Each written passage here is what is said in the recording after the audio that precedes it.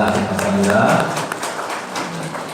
자, 함께 우리 서로 인사하겠습니다. 반갑습니다. 은혜 시간 되시기 바랍니다. 예, 주님 사랑 평강 가득히 넘치시기를 간절히 바랍니다. 예, 여러분 반갑습니다.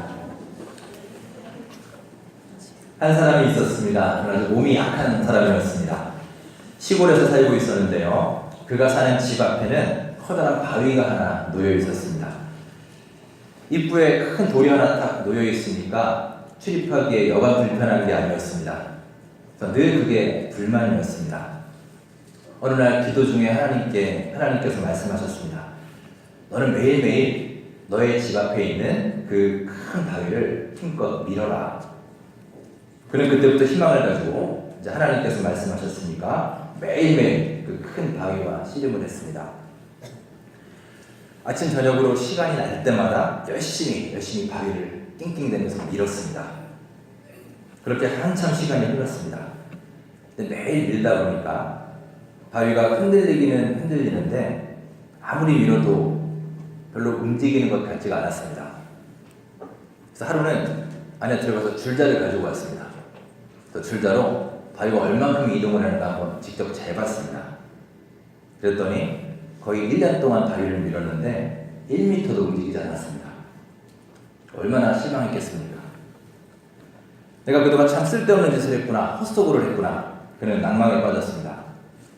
그런데 그때 하나님이 다시 말씀하셨습니다. 아들아, 너는 왜 그렇게 낙담에 빠져 있느냐? 그가 대답했습니다. 저는 하나님 말씀대로 1년 동안 열심히 저 바위를 낑낑대면서 밀었는데 조금도 움직이지를 않았어요.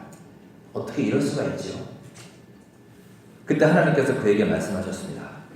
아들아, 나는 너에게 바위를 밀라고 했지 내가 언제 저 바위를 옮기라고 했느냐? 지금 바로 방에 가서 네 얼굴을 보려거라. 그가 방에 가서 거울을 봤습니다. 거울을 보고 깜짝 놀랐습니다. 거울에 비춰진 사람은 그가 그동안 알아왔고 봤던 그런 허약하고 파리한 남자가 아니라 구릿빛 피부에 아주 건강한 멋진 근육질의 남자가 서 있었습니다.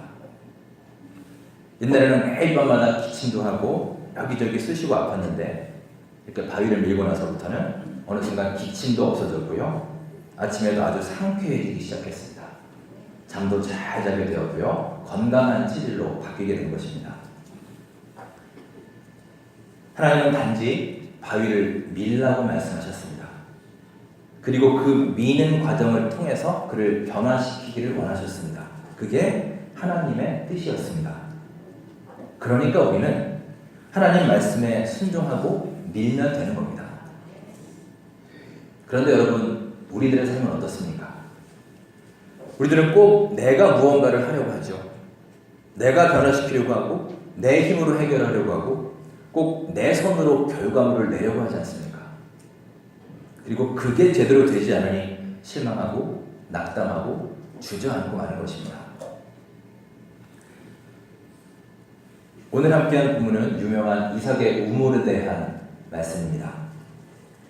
자, 먼저 오늘 본문 12절과 13절을 함께 읽으면서 본문의 배경을 살펴보겠습니다. 자, 12절, 13절 함께 읽겠습니다. 이삭이 그 땅에서 농사하여 그의 100배나 얻고 여호와께서 복을 주시고 그 사람이 창대하고 왕성하여 마침내 거부가 되었다. 이삭이 하나님께 복을 받아서 엄청난 부자가 되었다는 것입니다. 자, 12절에 보시면요, 그 땅에서 농사하여 그 해에 100배나 얻었고 여호와께서 복을 주심으로 그 사람이 창대하고 왕성하여 마침내 거부가 되었다 하고 말합니다.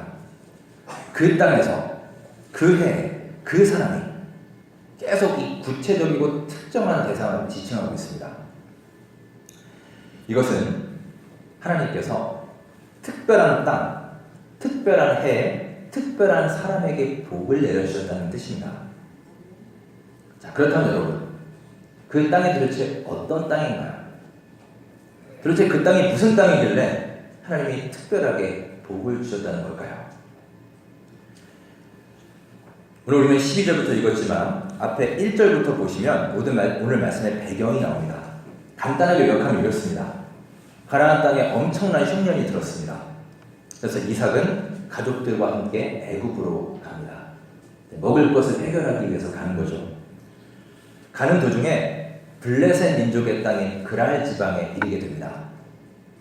그런데 그때 하나님이 그에게 나타나셔서 말씀하시는 겁니다. 2절에 보시면 애굽으로 내려가지 말고 거기 거하라 라고 말씀하십니다. 그러면 거기에 그냥 거하면 내가 너와 함께 있어 내게 복을 주고 내가 이 모든 땅을 너와 내 자손에게 줄 것이다. 약속의 말씀을 주셨습니다. 지금 이삭이 애굽으로 가는 것은요, 다른 이유가 아닙니다. 먹고 사는 문제 때문입니다. 생존의 문제입니다. 절박합니다. 그런데 하나님이 지금 이삭의 심정을 아는지 모르는지 거기로 가지 말라는 것입니다. 여러분 참 야속하지 않습니까? 여러분 같으면 이런 때 어떻게 하시겠습니까? 지금 이삭의 입장에서 보면요, 정말 객관적이고 냉정하게 따져보면 그가 그랄 지방을 떠나야 될 이유가 얼마나 많은지 모릅니다. 아마 수십 가지는 될 겁니다. 대표적인 것만 한번 볼까요? 첫째로 지금 그 땅은 블레셋 땅입니다. 이스라엘 땅이 아니에요. 잘못하면 침입자로 몰려서 목숨이 위태로울 수도 있습니다. 일단 안전에 대한 위협이 있는 곳입니다. 두 번째로 블레셋 사람들은 기본적으로 이 민족적 성향이 아주 포악하고 폭력적인 민족입니다. 여러분 성경에도 보셨겠지만 이스라엘과 수없이 계속해서 이 블레셋 민족하고 싸우는 장면들이 나오죠. 따라서 솔직히 말해서 이삭이 여기서 농사를 잘 짓는다고 해도 자기가 거둔 그 수확을 지킬 만한 힘이 그에게 없어요. 그러니까 잘못하면 우리가 흔히 죽 서서 개준다고 그러죠. 열심히 일하고 수고하고 땀 흘리고 나서 그거 다 뺏겨버리고 그냥 남 좋은 일만 시킬 수도 있는 상황입니다. 자, 또 있습니다. 그렇다고 지금 당장 그곳에 그랄 지방에 곡식이 있느냐? 그것도 아니에요. 지금 거기도 가뭄이 들었습니다. 땅이 쩍쩍 갈라지고 있습니다. 자, 그런데 애굽은 어떻느냐? 여러분 아시겠지만 애굽에는 사시사철 나일강이 흐르고 있습니다. 웬만한 가뭄에도 끄떡없고 물이 마르지 않습니다. 그러니까 지금 애굽에 가면 틀림없이 곡식이 있단 말입니다. 상식적으로 그렇고 경험상 그렇습니다. 그런데 하나님은 가지 말라고 하십니다. 이걸 어떻게 이해해야 될까요? 나의 판단과 하나님의 말씀이 정면으로 부딪히고 있습니다. 내 생각은 옳은데 하나님의 말씀은 틀렸습니다. 거기 가야 살아요. 여기 있으면 죽습니다. 내 생각은 확실한데 하나님의 말씀은 불확실합니다. 강이 있는 곳에 가면 식량이 있어요. 이거는 확실합니다. 그동안 내 경험과 내 상식에 비추어 볼 때 이것은 100% 확실한 사실입니다.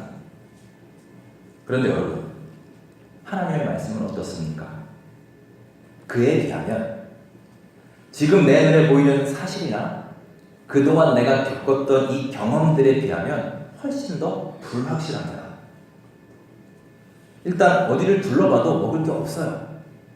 거기에 먹을 게 있어야, 눈에 보여야 안심하고 정착을 할 거 아닙니까? 자, 그런데 하나님이 그에게 말씀하시는 것입니다. 내가 너와 함께하리라. 내가 너를 축복하리라 라고 말씀하십니다. 정말 그는 하나님의 이 말씀 딱 하나 붙잡고 그렇게 가는 거예요. 이런 상황이 되면 대부분의 사람들은 더 이상 하나님의 말씀을 들으려고 하지 않습니다. 불확실한 그분의 계획에는 관심이 없고 확실한 내 생각과 내 뜻을 붙잡고 살아가는 게 우리 대부분의 삶의 모습이에요. 우리의 귀를 닫고 마음을 닫아버릴 것입니다. 미국의 유명한 신학교 중에 프린스턴 신학교라고 있습니다. 아마 들어보신 분 많이 계실 겁니다. 이 프린스턴 신학교의 총장이었던 제임스 맥코드 교수님이 개학 강연에서 했던 말이 있습니다. 지금도 많은 사람들에게 회자되고 있는 유명한 말입니다.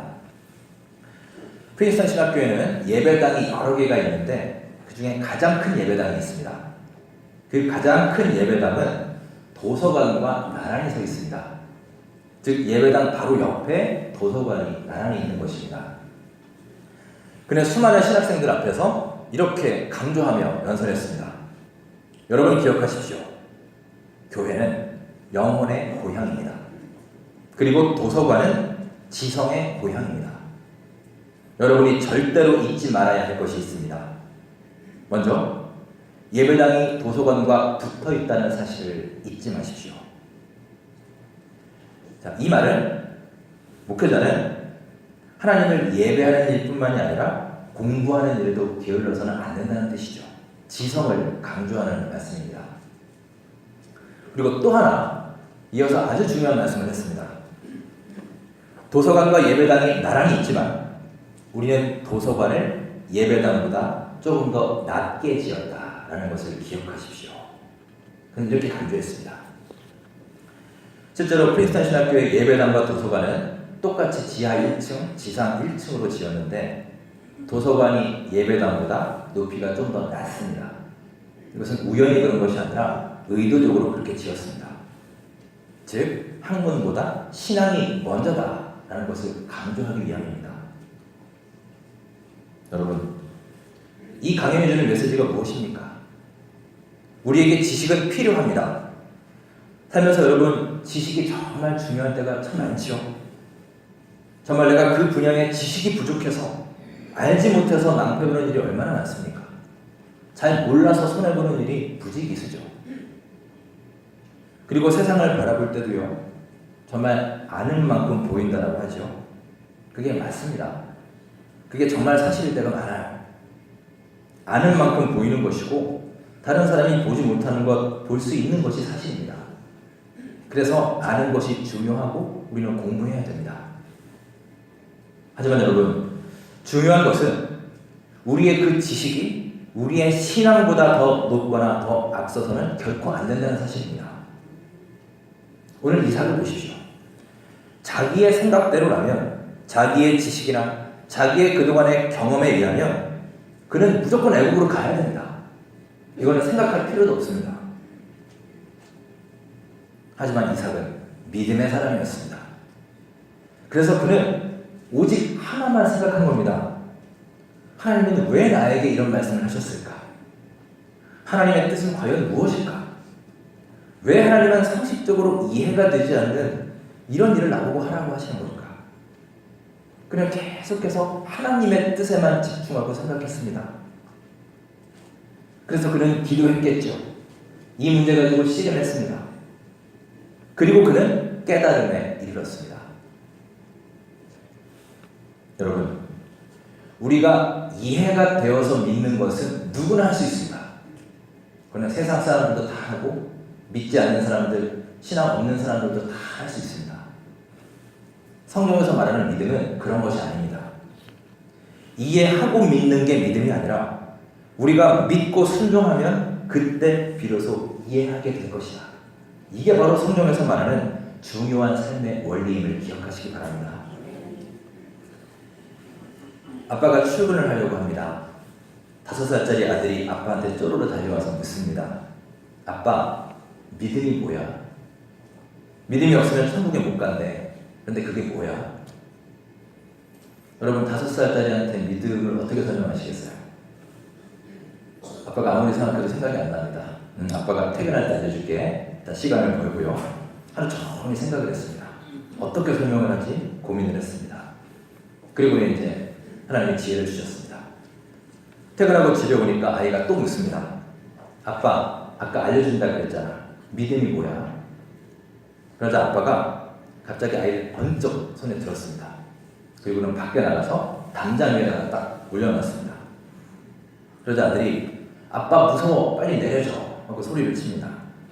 아빠가 말합니다. 그럼 뛰어내려, 아빠가 받아줄게. 그러자 아이는 한치의 망설임도 없이 폴짝 뛰어내립니다. 그때 아빠가 말합니다. 너는 뛰어내리면 아빠가 받아줄 거라고 믿었지? 그리고 뛰어내렸더니 정말 아빠가 받아줬지? 아빠가 너를 받아줄 거라고 확신하고 뛰어내리는 것, 그게 바로 믿음이란다. 여러분, 이삭은 이것을 알았습니다. 그래서 그는 비록 머리로 이해가 되지 않을지라도 그랄 지방에 머물렀습니다. 애굽으로 가야 되는 그 수많은 이유에도 불구하고 자기 생각 내려놓고 하나님의 약속을 믿고 기다린 것입니다. 자, 그랬더니 결과가 어떻습니까? 그해 엄청난 흉년이 들었던, 땅이 쩍쩍 갈라졌던 그 해, 그 땅을 하나님께서 축복하셨고요. 성경에 보면 무려 100배의 수확을 거두게 하셨다. 그리고 이삭을 거부로 만들어 주셨다라고 기록합니다. 사랑하는 여러분, 오늘 이 시간 이삭이 보여준 이 순종의 자세를 본받을 수 있기를 주의 이름으로 축원합니다. 그의 눈에 보이는 자신의 뜻을 과감하게 내려놓고 불확실한 하나님의 뜻을 붙잡고 나아간 순종의 사람이 바로 이삭이었습니다. 2019년 한 해 여러분의 삶에서 이런 순종의 삶을 하나하나 실천해 갈 수 있기를 간절히 바랍니다. 유명한 찰스 스펄전 목사님이 이렇게 말씀하셨습니다. 주님의 학자들은 자신의 머리로 연구하는 것이 아니라 반드시 자신의 무릎으로 연구해야 한다. 여러분, 무릎으로 연구한다는 게 무슨 뜻이겠습니까? 겸손한 마음으로 무릎 꿇고 기도하며 하나님의 뜻을 구하는 것이 그 어떤 지식보다 더 중요하다는 말씀입니다. 유명한 말씀입니다. 우리 하나님은 순종이 제사보다 낫다라고 말씀하셨습니다. 우리 하나님께서 여러분과 저에게 진정으로 원하시는 것은 바로 우리의 이 겸손과 순종의 마음입니다. 오늘 본문 속에 이삭이 바로 이 겸손과 순종의 마음을 가진 사람입니다. 자, 우리 이어서 14절과 15절을 함께 읽으면서 좀 더 자세히 살펴보겠습니다. 14절, 15절 함께 읽습니다. 양과 소가 때를 이루고 종이 신이 많은 아브라함 때에 그 아버지의 종들이 판 모든 우물을 막고 흙으로 메웠더라. 자, 본문을 보시면 일단 이삭이 꽤 잘 살았구나라는 것을 알 수 있습니다. 양과 소가 때를 이루었다. 신이 많았다라고 했죠. 그래서 블레셋 사람들이 그를 시기했습니다. 그리고 그에게 시비를 겁니다. 어떻게 시비를 거냐 하면 우물에다가 흙을 막 채워서 그 우물을 메워버렸습니다. 망쳐버렸습니다. 여러분, 팔레스틴 지방은요, 물이 아주 귀한 지역입니다. 당시의 우물은 우리가 생각하는 그런 우물이 아니에요. 땅을 파면 막 물이 콸콸 나오는 그런 곳이 아닙니다. 막 50m, 100m를 파고 들어가야 겨우 물이 나오는 그런 지대입니다. 중요한 것은 그 물이 없으면 죽는 겁니다. 생명의 물이에요. 생존의 문제입니다. 그러니까 목숨 걸고 파야죠. 게다가 본문을 보시면 그 우물을 누가 팠느냐? 이삭의 아버지 아브라함이 팠어요. 아브라함과 그 종들이 판 것입니다. 그럼 당연히 그 우물이 누구 것입니까? 아브라함의 아들 이삭에게 소유권이 있습니다. 자, 아버지가 판 우물을 다른 사람들이 와서 흙으로 다 메워버린 거예요. 자, 그렇다면 여러분, 상식적으로 이삭은 어떻게 해야 되겠습니까? 이걸 어떻게 보고만 있겠어요? 이것은 자기 문제이기도 하지만 이제 자기 가문의 문제이기도 합니다. 여러분, 상식적으로 이걸 싸워야 되잖아요. 싸워서 자기 재산 지켜야 되는 거 아닌가요? 자, 그런데 이삭은 어떻게 하느냐? 조용히 그곳을 떠납니다. 그리고는 그랄 골짜기에 가서 또 우물을 팝니다. 그랬더니 또 샘물이 거기서 터져 나옵니다. 거기서 샘물을 얻었습니다. 여러분, 저는 이 부분을 읽을 때마다 참 이삭이 대단한 것 같아요. 그가 우물을 양보하는 마음도 참 대단하지만 저는 그보다 앞서서 어떻게 이삭은 이렇게 우물을 잘 팔까? 어떻게 파는 것마다 이렇게 우물이 터져 나오나요? 그 물이 귀한 곳에서. 참 신기하지 않으세요? 한 번은 제가 그 성경 공부 강사 교육에 간 적이 있습니다. 그 강사 교육의 강사 목사님께서 다 목회자들이죠. 문제를 내셨어요. 자, 퀴즈를 내겠습니다. 맞추시는 분께 선물 드리겠습니다. 그러더니 이렇게 문제를 냈습니다. 성경 인물들은 다 저마다의 은사가 있는데 그 중에 스냅 찾는 은사가 있는 사람이 누굴까요? 여기 문제였습니다. 답이 이삭이었습니다. 참 쇼킹했죠. 우물 파는 것을 그렇게도 설명할 수 있구나. 그래서 어떤 성경 공부 교재를 보시면 이런 문제가 나옵니다. 왼쪽에 사람 이름이 나오고 오른쪽에 그 인물과 관련된 물건들이 나와요. 그래서 줄긋기 문제예요. 예를 들면 모세 같으면 지팡이고, 다윗 같으면 돌멩이죠, 물맷돌. 노아 하면 방주, 이렇게 그려놨어요. 근데 제가 딱 보자마자 막 이렇게 웃음이 터진 그림이 하나 있었습니다. 이게 뭐냐 하면, 여러분 이렇게 손으로 수맥 찾는 도구 아시죠? 수맥봉이라고 하나요? 네, 그걸 딱 그려놨어요. 물론 답은 이삭입니다. 참 기발하다 생각했던 그런 기억이 있습니다. 자, 이삭은 이렇게 파는 곳마다 우물이 터져나왔습니다. 그런데 이번에는요, 그 그랄 지역의 목자들이 또 그에게 와서 그 우물이 자기들 거라고 우겨대는 겁니다. 기가 막힌 일 아닌가요? 고생고생해서 우물을 다시 팠는데 팔 때는 가만히 있더니만 다 파고 나서 물이 터져 나오니까 그때 나타나서 그게 자기들 거라는 거예요. 여러분 이거 참을 수 있겠습니까? 이런 사람들을 어떻게 가만둘 수 있겠어요? 이 천하의 나쁜 놈들 아주 콩구멍을 내줘야지. 이런 생각이 우리 마음속에 들지 않겠습니까? 그런데 이삭은요, 또 그 우물을 그들에게 넘겨줍니다. 그리고는 또 다른 곳에 가서 우물을 펴죠. 그런데요, 세상에 그들이 거기까지 또 쫓아옵니다. 새로 판 우물까지 쫓아와서 그 우물을 또 이렇게 빼앗기는 거예요. 여러분, 대단하다를 넘어서 참 답답하지 않나요? 이삭을 보시면. 그래서 여러분, 성경 인물 중에 여러분 누굴 좋아하세요 하면 이삭을 좋아하는 사람이 거의 없어요. 요즘 세상에 참 안 맞는 인물이기도 합니다. 이거 다 빼앗기고 끊임없이 이렇게 양보를 하죠. 이 정도 되면 정말 죽더라도 한바탕 해야 되지 않을까요?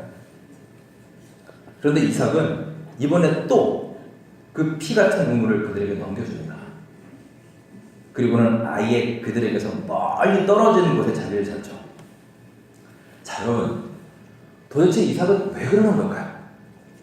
도대체 왜 그는 자기 것 하나 지키지 못하고 이렇게 다 빼앗기는 이런 행동을 반복해서 하는 걸까요? 그 해답이 우리 22절에 나와 있습니다. 자, 22절 말씀을 함께 보면서 답을 찾아보겠습니다. 함께 읽습니다. 이삭이 거기서 옮겨 다른 우물을 폈더니 그들이 다투지 아니하였으므로 그 이름을 한데 이제는 여호와께서 우리를 위하여 넓게 하셨으니 이 땅에서 우리가 번성하리로다 하였다. 아멘. 그 새로 판 우물을 르호봇이라 했습니다. 르호봇이라는 말은요, 원래 넓다는 뜻이에요. 이삭은 그랄 지방에서 하나님을 만났습니다. 불가능을 가능케 하시는 하나님을 만났어요. 자신의 판단으로 도저히 도달할 수 없는 그 하나님의 역사를 그는 체험한 것입니다. 그 하나님을 경험한 후에 이삭은 이제 세상을 바라보는 시각이 완전히 변한 거예요. 자, 사람들의 눈으로 보면, 그냥 일반 보통 사람들의 눈으로 보면 이것은 분명히 블레셋 사람들이 시비 거는 겁니다. 나를 건드리는 거예요. 누가 봐도 그렇습니다. 당연히 화가 나죠. 싸워야죠. 내 것 찾아야죠. 이게 보통 대다수 사람들의 시각입니다. 그런데 이삭은 아니었습니다. 이삭은 그들과 다른 시각으로 세상을 바라봤어요. 어떻게 바라봤느냐? 이삭은 그 사건을 하나님이 나의 지경을 넓히시는 사건이구나. 하나님이 나에게 더 좋은 것을 주시는 기회이구나. 이것이 곧 하나님의 뜻이며 우리 하나님의 계획이구나. 이런 신앙의 눈으로 세상을 바라본 것입니다. 그러니까 이런 신앙의 눈으로 바라봤더니 그는 3번이 아니라 10번, 20번도 괜찮은 것입니다. 왜냐? 그게 하나님의 뜻이라는 확신이 있었기 때문입니다. 그리고 정말로 하나님이 더 좋은 것을, 그는 더 좋은 것을 주실 것이라 믿었기 때문이에요. 이삭은 르호봇의 하나님을 굳게 믿었습니다. 넓은 곳을 선물로 허락하신 그 하나님을 믿었습니다. 그리고 믿기만 한 게 아니라 그 믿음대로 그는 행동하고 움직였습니다. 그랬더니 어떻습니까? 하나님은 그에게 약속하셨던 모든 것들을 다 이루어 주셨고요. 블레셋 사람들이 두려워하는 존재로 그를 높여주셨습니다. 여러분, 오늘 본문 속에 나오는 이삭은 온유한 자였습니다. 온유함의 대명사격인 사람입니다. 믿음의 눈으로 세상을 바라보았고 주님의 마음을 가지고 이 세상을 하루하루 살아갔던 사람입니다. 그리고 하나님은 이 온유한 자 이삭에게 큰 복을 내려주셨습니다. 자, 24절 어떤 복을 주셨는지 24절을 우리 함께 읽어보겠습니다. 그 밤에 여호와께서 그에게 나타나 이르시되 너는 내 아버지 아브라함의 하나님이니 두려워하지 말라. 내 종 아브라함을 위하여 내가 너와 함께 있어 번성하게 하리라 하신지라. 아멘. 자, 복을 약속하셨죠. 하나님이 그와 함께 하시는 복을 주셨고 자손이 번성하게 되는 그런 복을 내려주셨습니다. 사랑하는 여러분, 오늘 함께한 이 르호봇의 하나님, 이삭에게 말씀하신 하나님이 지금 이 시간 여러분과 저에게 묻고 계십니다. 너희는 믿음이 있느냐? 보지 않고 믿는 믿음이 과연 지금 너희에게 있느냐? 어떤 형편에도 나 르호봇의 하나님을 신뢰하고 행동하는 믿음이 너희에게 있느냐? 우리에게 물으실 때 우리는 어떻게 대답하시겠습니까? 올 한 해 이삭처럼 사랑의 하나님의 눈으로 세상을 바라보시고 또한 예수님의 온유한 마음을 가지셔서 믿음을 통한 그 능력이 여러분에게 경험되는 귀한 2019년 한 해가 될 수 있기를 주의 이름으로 축원합니다.